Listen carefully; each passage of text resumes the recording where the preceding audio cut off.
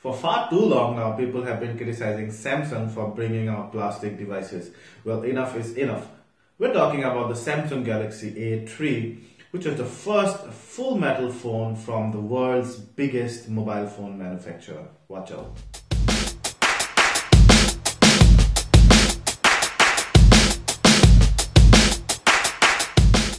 The first full metal Galaxy phone, true.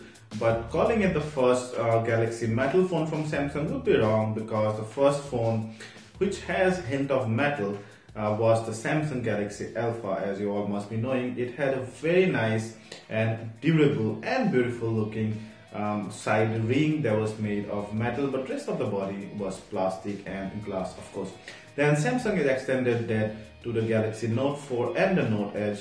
But now the Samsung Galaxy A3 and then the A5, of which we'll make a review right after this one, are made of full metal and then the glass in front. Now I won't be surprised if that A in that A3 actually stands tribute to the Alpha, because that was the first device that brought out, that had a hint of metal. So this is a whole new series, very interesting series, and this just could be testing the water for the upcoming flagship, the Galaxy S6. We'll talk about all this, but first, what's in the box? Once you open the colorful box, which is very compact, you would find the A3 there. That one, yeah. We'll come back to the hardware section later. Inside you would get the usual manuals, the warranty card, the safety information, and some of the service center list and stuff. And then you have the 1 ampere wall charger, the USB data cable, extra earbuds there, see, and one is translucent, one is like not transparent, rest are almost translucent. And then you have the brilliant OEM earphones there, see, those are in-ear premium kind of almost noise cancelling earphones. You have the volume rocker, and then the call button, the mic, and the gold plated audio jack. Brilliant. I love the sound of it. And then you also have the SIM tray opener there. So that's about it, the usual stuff, but all that you should get in the box are there. So what we have here is a 4.5-inch phone, full metal, and it looks beautiful and thin at the same time. And in fact light, it's just over 110 grams, which is crazy light, I'll tell you. Nice, everything, all the orientations and the button layout are more or less similar to the other Galaxy devices, which is a good thing. And this metal is very subtle and it does not actually feel like I'm going to weigh, or it does not feel very chunky. It's a very thin shade of metal on the back, but on the side you almost have the same metal ring that the Alpha carries. I have the white model. You also get the gold and the black model, but I love the white here. I'm sure the gold would be slightly better, but the white here is actually pearl white, so you have this very nice shine. And by pearl white, if you want to know exactly how does it look, if you have a Suzuki Swift pearl white color, you get it. Specs wise, this guy is powered by a Snapdragon 410 chipset, which also has by the way, 32-bit and a 64-bit version. This one is the 32-bit version, 1.2 GHz quad-core processor, and then 1 GB of RAM. You have an Adreno 306 GPU and 16 GB internal memory, and you also can expand it via micro SD card to another 64 GB, of course. Dual SIM card slot, but then one SIM card, the second one, it's either the SIM card or the micro SD card, and 1900 mAh battery, which is non-removable because it's a unibody design. I love it, but let's have a closer look at the button layouts and the design aspect. So the 4.5-inch display is Super AMOLED, and it's 540 by 960 pixels, but it's fairly glossy, so it will attract a lot of fingerprints. With a 5MP front camera, notification LED lights and sensors, earpiece, your home key, and the soft back and the recent key here. Also, there is a very nice dotted texture on the front there, and your volume rocker, the metal ring. Below you have noise cancelling mic, the mouthpiece, basically micro USB 2.0 port, 3.5mm jack, The first SIM is a nano SIM tray. The second SIM or micro SD card, of course it takes a micro SIM. And then the power button. On top you have the secondary noise cancelling mic. Behind you have that 8MP autofocus camera, LED flash, and then your speaker. You see duos, Samsung, and very nice shimmering color. Very light, 110.3 grams, and also not very thick. I think 9.3 mm or something. So nice little handy premium looking phone. The A3 is powered by Android KitKat 4.4.4, not Lollipop yet, and you have a slightly older, slightly different version of TouchWiz on this device than the one on the Note 4, for example, which is like the highest and the latest and the flashiest of them all. This one also, by the way, does not have any of those bloatware like chat on and some of the other things that Samsung used to push before to their devices. So it's pretty clean that way. Plus it also has got that Super AMOLED screen. So you have a 4.5-inch Super AMOLED screen with brilliant viewing angle and sunlight legibility. The TouchWiz on the Galaxy A3 has this very nice multiple ripple kind of an unlock effect, and this TouchWiz is very light and makes the user interface very snappy and fast and smooth overall.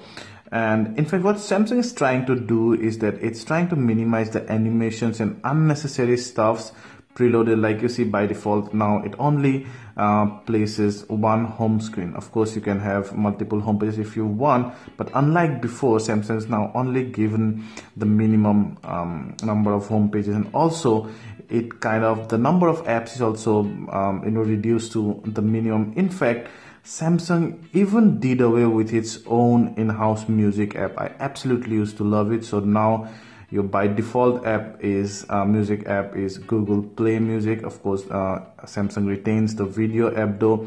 You have video recorder, some of the other tools, Radio C, and then some default Google apps that Samsung thinks you would need, Chrome and Maps and YouTube. But you see, no Google Plus, and no other stuffs. It's absolutely bare bone minimum TouchWiz, very light, and that's how I like it.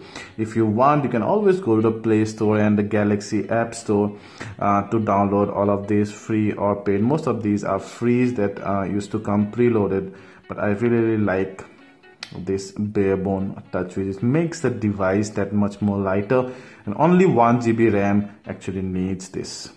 You have the notification bar, the quick function toggle bar, and I can straight away go to my settings from there. You have SIM card manager because this supports a dual SIM.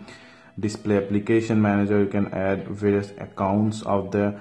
And storage, you see it says 10.16, but you would get roughly about 10.5 GB because we are installing some game right now. And in about device 4.4.4, you have the usual Samsung dialer. And in messaging, you see a very familiar Samsung keyboard that also supports a swipe. The default browser is actually not very HTML5 savvy. You get only 346 score out of 555. The gallery, you see the usual layout, albums and stuff. You can go to any picture, and then you can go to the edit mode. You can download the photo editor. You can also install third-party apps. Coming to the camera now, it's not exactly lag free but quite smooth, and acquires focus decent. That's the front camera. Anyway, so you can see it kind of just brighten up the face a bit, but also sacrifices the detail while doing so. You can go to some of the shooting mode, no selective focus, and then your settings. Now overall, we were very impressed by the camera performance of the A3. The 8MP back camera and the 5MP front camera both give off brilliant detailed photos and images under enough light especially. The 8MP back camera gives out very crisp and clear details under enough light, and it does not oversaturate the orange and the red part and even the green part. However, I think the green part is slightly enhanced, but that's about it. It's brilliantly crisp and detailed. Even at 100%, you can even crop at 100%, you would still see a lot of details in a photo if you do not shake the camera much. Even on the videos, you do not see any fuzziness, not even on the sides. And overall, even the metering is good. Mostly it's center weighted metering. Of course, you can change the metering to average or spot metering, but the center metering or the default auto metering does a great job even during the video, and it compensates the exposure also quite nicely. Under enough light, the details drop significantly, mind you, and you cannot use those images. I mean, you cannot crop those images, because if you like zoom in even slight bit, you would see huge noise and all artifacts all around. So we'll try to see the speaker output now.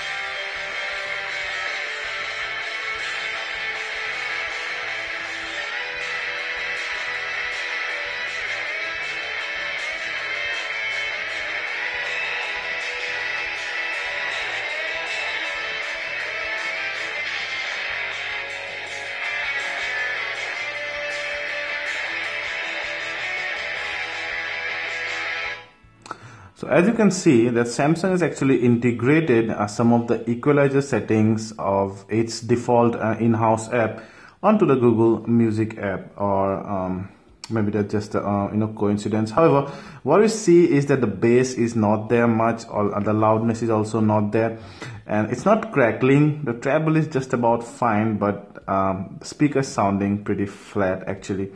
The one on the back. Let's look at a video and see how it sounds.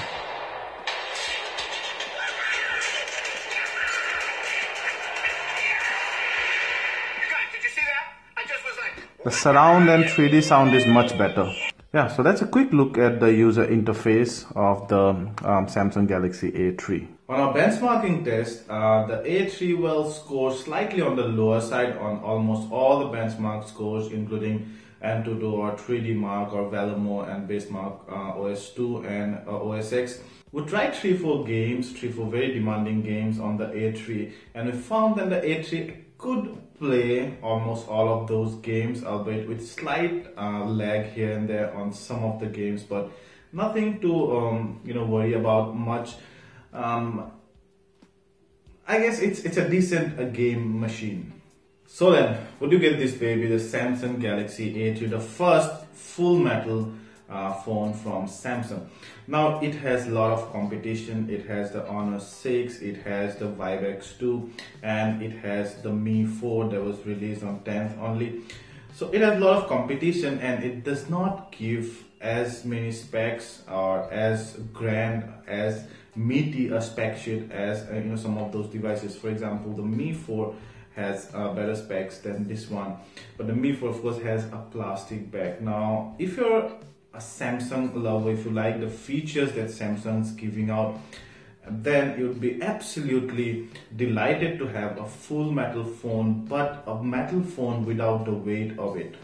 So that's one great plus point of this device. Frankly, I expected the RAM and the battery to be slightly more than what they have given here.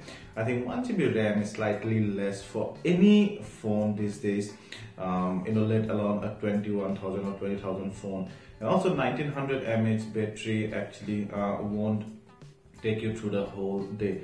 So those two are the main cons, but we're absolutely delighted with the camera performance, with the sound performance, and overall the build quality and the design aspect of the phone. So then, if you like this device or you like my video, me talking to you, then please go hit the like button below, hit the subscribe button to subscribe to more such awesome content in the future, and feel free to ask any questions related to this device in the comment section. We'll try our best to answer those. Remember, we also have a very popular Facebook group which you can join out. Give the link in the description, and you can ask any tech questions there, and the community will be there to answer them. Ciao.